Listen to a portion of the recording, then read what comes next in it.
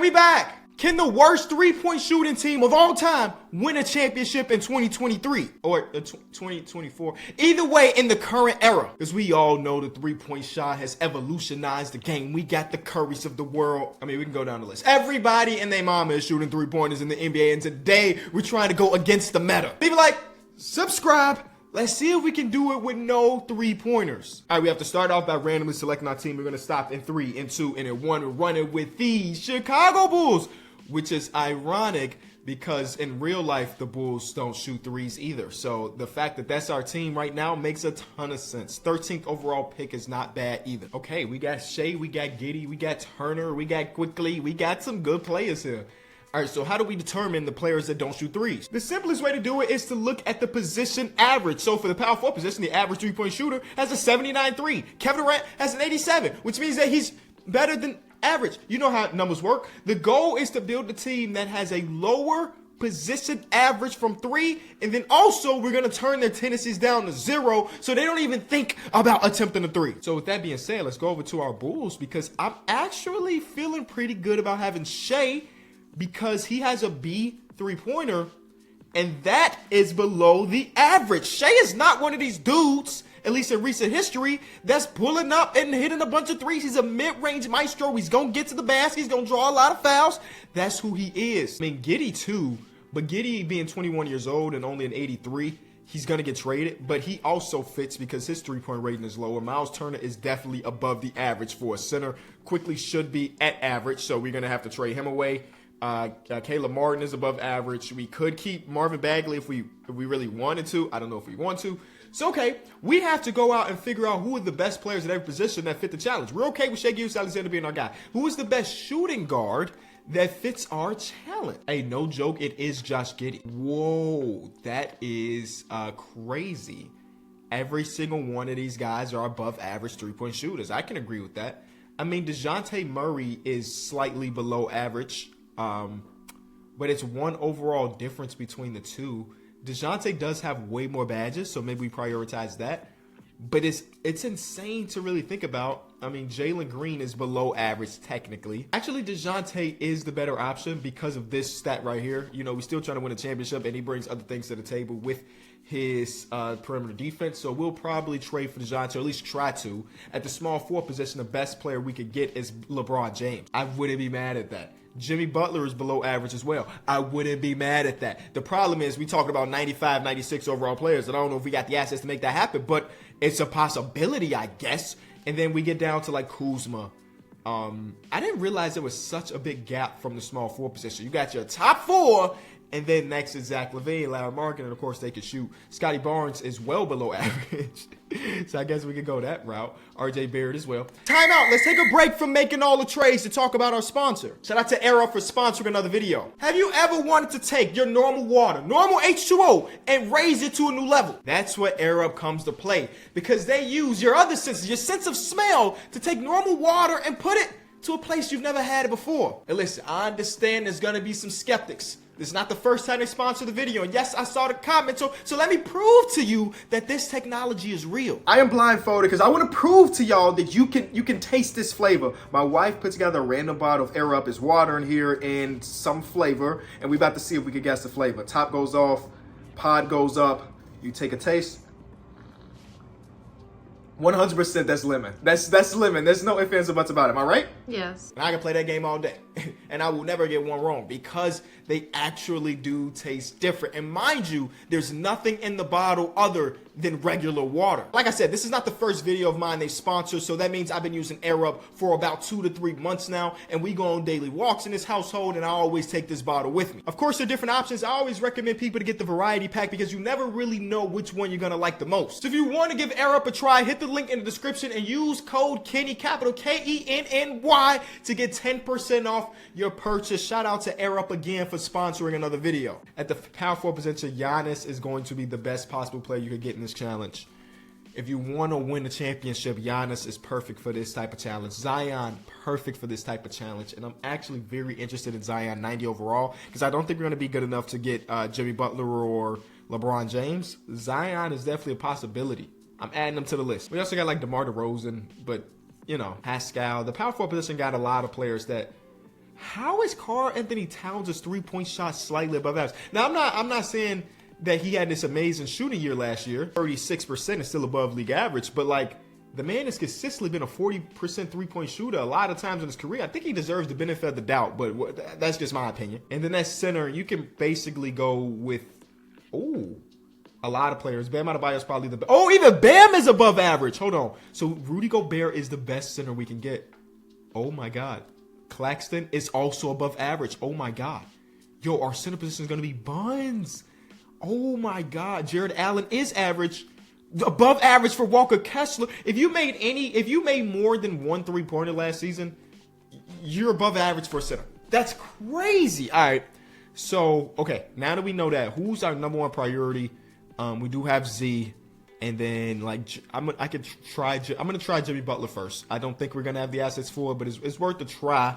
And then if it don't work, then we'll try to go get Zion. Contractually, we make sense here. Is our pick valuable? The answer is it is above average, so that's cool. The Jimmy Butler trade dies right here if they don't accept this 3 first-round picks plus Josh Giddey, Miles Turner, and Marvin Bagley, and they're not interested. Okay, we tried. All right, Zion trade, 283 overall players, not Shea, but this first-round pick, deal. Zion, welcome to the team. That's a huge get. Our point guard and our power forward are exactly the same height. That's amazing. They almost got 100 pounds of difference, but like, it's amazing. Okay, that's done. That's done. Oh my God, what's the next? DeJounte Murray is next. He plays for the OKC Thunder. Forgot that his contract is just $18 million. It's kind of crazy when you really think about it. That should be a deal. Boom. DeJounte, welcome to the team. All right. We're supposed to win the championship, and I'm looking at this team. I'm like, this ain't it. All right, that's fine. That's fine. Now, like I said, Rudy Gobert is the best player we can get for the centers, but his contract is so large that it's not even worth the value. I think going out and getting a guy, I don't know, Claxton was above, bro. I was going to say Claxton's perfect because he's only making $9 million, but nope, not even Claxton fits. It's Clint Capella. Nice. It's Clint Capella or Robert Williams, or Mitch Robb. Sheesh, all right, well, Zion, you're going to have to carry, man. Zion and Shea, you have to carry. What's the contract on Clint nowadays? Trading Nickeil Alexander-Walker, TJ McConnell for our guy Robb. Boom. Okay, it's done. Who's the small forward that we can go get? Because right now, contractually, we got a couple big contracts. We still got Gordon Hayward's contract. So part of me want to go get a bunch of draft capital. So let's go get PJ Tucker, who's always sitting in free agency. Let's go get Rudy Gay, who's always sitting in free agency. Try to flip those for additional picks. And then we could try to use a Gordon Hayward draft pick to go get somebody better at small forward. I mean, I don't know who that would be. But yeah, first round pick and B-Ball Paul. Welcome to the team. Here are the best 3 candidates. Kyle Kuzma, Scotty Barnes, and RJ Barrett. Who adds the most value to our team is the question. The answer to the question is maybe RJ, just because of the perimeter defense. Scotty Barnes' defense is really good, but he's a year 3 player, so I think his value is going to be kind of crazy. But we can talk to the Pacers about Scotty Barnes, I guess. See, my enthusiasm has gone down dramatically. First round pick now. You could give us JaVale McGee. This is crazy. That's crazy. All right, we're done. Trey, find to save us, because right now all these GMs are trying to finesse, and I refuse to be finessed by an opposing GM. I just refuse. Well, it's probably happened in this video, but I refuse to get finessed again. How about that? DeMar DeRozan can run our 3. Stop playing. He's only 6'6". You feel me? They got him at power 4, but that's not who he is. That's a good trade. Or, nah, I'm kidding. Let's go, DeMar. Welcome back to Chicago, man. Welcome back to Chicago. All right, so his overall's going to go up. I mean, we are not a great defensive team where we can't shoot threes, but that's the starting lineup as of right now. We feel all right. Let's go figure out the backup positions. I feel like that could be our saving grace. There's going to be a decent amount of backup quality players, I think, that can fit this challenge. Like Marcus Smart. Boom. I mean, I don't know if we got the money for him, but 100%. B-Ball Paul in the first round pick gets us Russell Westbrook. You say you won't shoot as well. We got Russ. Yeah, stop playing. That's a really good backup point guard. Forget the rest of the other people. I had Marco Fultz on the list, but forget him. I'm trying to get Herb Jones to be that backup shooting guard. Who's giving up 2 first-round picks for a backup? Me, possibly. Never mind. Never mind. We're going to trade for Chris Middleton, not because he fits the challenge, because his 3-point shot is still really high, but because... So wait, forget that. My question is, Chris Middleton get the benefit of the doubt even though he shot 31% from 3 last year. And I'm not saying he don't deserve the benefit of the doubt, but why did Cat not get the same benefit of the doubt? Like Cat ain't had multiple 40% 3-point shooting years. I'm just confused. That's all. I'm just confused. I think they both deserve the benefit of the doubt. Not one or the other. They both deserve it. And I would love that Zach LaVine and Keegan Murray, but we know them boys can shoot. Aaron Gordon is 1 above the average. This trade right here would have been perfect because we get RJ to come off the bench and then Aaron Gordon would come off the bench. Like, come on, man. He's too good, but he's too good. Does Sabonis have a higher 3-point rating than Karl Anthony Towns? Wait a minute. Okay, this is not what this video is turned into, but like, I am so confused. Sabonis shot it well last year, but his volume was so low that it's like, I'm just so confused. Either way, we do get Pascal Siakam in the trade finder. He's below average as 3-point shooting. So we got to pick between Pascal. And there was another trade that was really interesting. Julius Randle. Oh, Julius Randle and Mitch Robb. Hold on. This trade is probably the one. We get a good center and power forward. So I was also thinking about this trade, right? And just move Shea to the 2. The backcourt of De'Aaron Fox and Shea sounds ridiculous. But now DeJounte Murray's moved over to the 3? Or does he just come off the bench now? It's a big decision. This is a big decision. Julius Randle and Mitchell Robinson. That's what I'm thinking about. Julius Randle and Mitchell Robinson. I think we got to go with this one, man. I think we have to go with this one. Yeah, I know De'Aaron's one of my favorite in the league, but we got to play it smart. We're trying to win a championship, and that just adds so much depth to our front court that it's ridiculous. I mean, this guy made an All-NBA team last year. He's going to be a bench player for us. Like, that's crazy. I regret that trade down the line? Possibly. Only time will tell. Because, again, De'Aaron Fox is nasty as well. But the 2-for-1 deal, I feel like, made the most sense for what we're trying to do. Now we don't have to worry about a backup center because we got one. And he's a really, really good one. He's one of the best we could potentially have for this challenge. So I think we're doing good stuff. Marcus Smart, move him over to the 2, baby. His 3-point shot is not good enough. Marcus Smart overall stays the same. So right now, I think we have a nice rotation. It's Shea, Murray, DeMar, Randle, Mitch Robb. Oh my God, Zion is going to be starting. Randle off the bench with Marcus Smart, with Robert Williams, Russell Westbrook. That's good. A backup small forward is all we need. And then we got to make sure there's nobody that's in the reserves that's messing up our challenge so we can say we completed it. But a backup small forward don't even got to be really good. You got to be playable. You got to be playable. Jayshawn Tate is playable at 76, but maybe we can get something better. All right, Jayshawn, welcome to the team. Okay, that's cool. Now, Jayshawn's going to be that 10th man, hopefully. Billy Donovan run a 10, and just like that, we got a roster. We're probably going to have to get rid of Frank Jackson because I'm assuring you that his 3-point shot is... Never mind. Luke Cornett's got to go. Yeah, Luke Cornett can shoot for a big guy. So let's just go into free agency and go get the worst 3-point shooter so there is no confusion like DeAndre Jordan. Locker room guy. Like Bulls legend, Alize Johnson. He's back with the roster. Are we a championship team, ladies and gentlemen? Time will tell the answer to that. But I feel good about it. I tell you that much. I feel good. First game of the season. Oh, no. We got to get the tendencies down. I'm so happy I thought about that. Let's get these tendencies down. Anything that had a 3-point attached to it is now lower. And let me prove to you that everybody's overall 3-point shot is lower than you think. There's the first 2. There's DeJounte, Mitchell Robinson, Frank Jackson, DeMar DeRozan, Russell Westbrook. Julius Randle barely gets the cut, but he got the cut. And so on and so forth. As you can see, everybody is lower than the league average, which means that we are ready to finally start simulation against the OKC Thunder and a 30-point win. Now, the only time you're going to see our team take threes is if it's late in the shot clock accidentally or it's a half-court heave. And in this game, we went 0 for 0 for 3, and we still ended up putting up 139 points. All 2-pointers and free throws. All 2-pointers and free throws. Stop messing with us, man. We like that. We're gonna do this all season long. Oh, yeah, not the close to 30-point win. 0 3-pointers attempted, 0 3-pointers made. Still dropped 131 points. Stop playing. Now, imagine if we did add 3-pointers on top of this. We'd be out here averaging 150 points per game because we almost got it here. 0 3-pointers made through the first 2 weeks of the season. All right, let's go to the end. Man is 39, going on 40. 37, 9, and 7 is a crazy stat line. We do get 6th man of the year, Zion Williamson, because they decided to start Julius Randle. Even though I told them to start Zion, it don't matter. Because the team was successful, so I'm not even complaining because the team was so successful. Chicago Bulls, All-NBA. It was so successful. We got Shea here. Okay. That it didn't matter. It didn't matter. Whoever the coach is, Billy Donovan made the right decision because we won 71 games. And we didn't hit a single 3-pointer. As you can see on this stat, we didn't hit a single 3-pointer all season. We lost 1 home game all season.